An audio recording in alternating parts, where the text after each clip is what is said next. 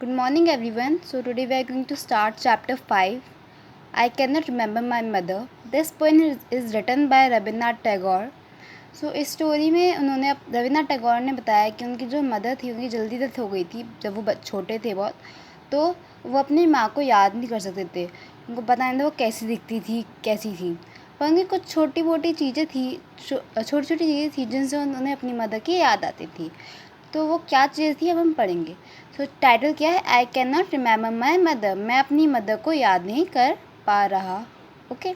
So I cannot remember my mother. Only sometimes in the midst of my play, a tune seems to hover over my playthings, a tune of some songs that she used to hum while rocking my cradle.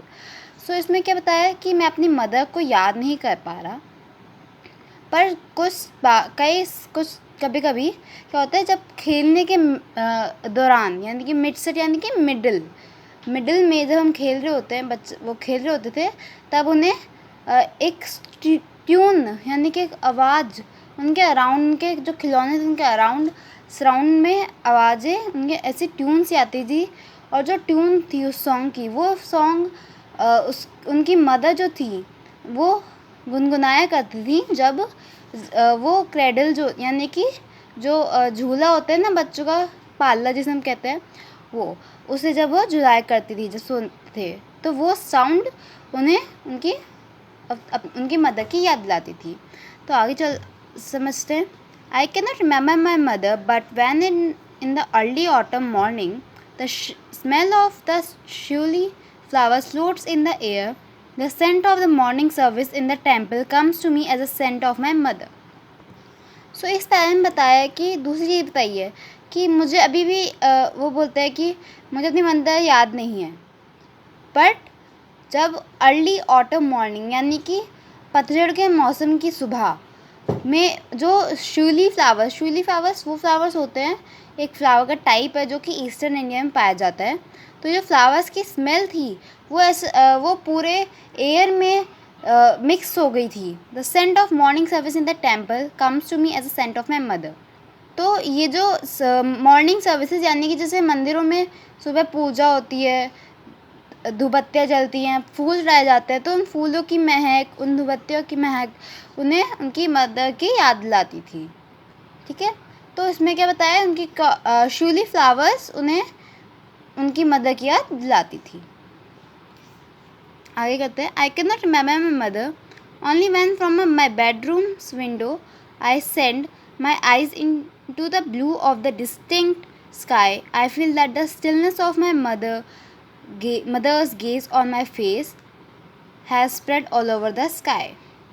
तो फिर से वही line repeat करता है कि मुझे अपनी mother याद नहीं है, पर जब मैं अपने बेडरूम में यानी कि अपने रूम में विंडो के बाहर अपनी आँखों को पूरे ब्लू दूर आसमान को देखता हूँ, तो वो शांति, वो पीस जो होती है वो इस तरह की होती है जो जब उसकी मदर उसे देखती है, उसे देखती है, तो उसे लगता है कि वो जो स्टिलनेस है उसकी मदर की वो पूरे आसमान में फैल चुकी है.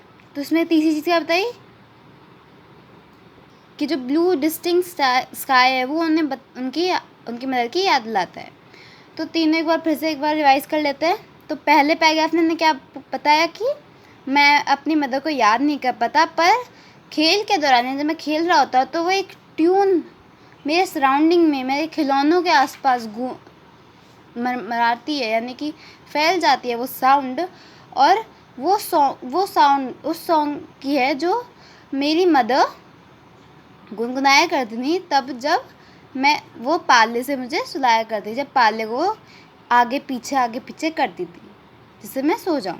ठीक है. दूसरे पैराग्राफ में क्या था कि मुझे अपनी मदर याद नहीं है, पर पतझड़ के मौसम की सुबह में जो शूली फ्लावर्स होते हैं, यानी कि वो फ्लावर्स जो ईस्टर्न इंडिया के एक टाइप है, ईस्टर्न इंडिया में एक फ्लावर्स पाया जाता है, इन्हें शूली फ्लावर्स कहते हैं. उनकी स्मेल पूरे आसमान में, पूरे एयर में फ्लोट हो रही है, यानी कि बह रही है. The scent of morning services in the temple, यानी कि हमारे जो मंदिर है उसमें जब पूजा हो रही है, उसमें फूल और जो दुपत्तियाँ हैं उनकी स्मेल उन्हें अपनी मदर की याद दिला रही है।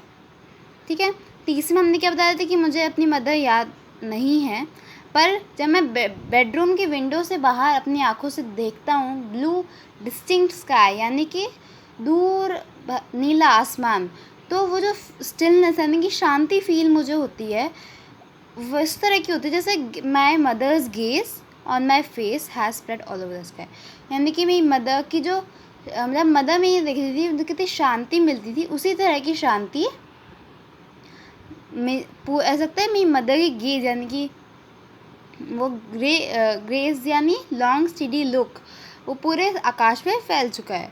So that was the poem. I hope you understand this particular poem. So इसके आगे के आप इसकी रीडिंग करिए, जो मैंने हाइलाइट्स कर रखे हैं उन्हें उनकी स्पेलिंग्स लर्न कीजिए और उसकी वर्ड मीनिंग्स आपको दिए रखे हैं तो उन्हें भी रीड करिए। Thank you.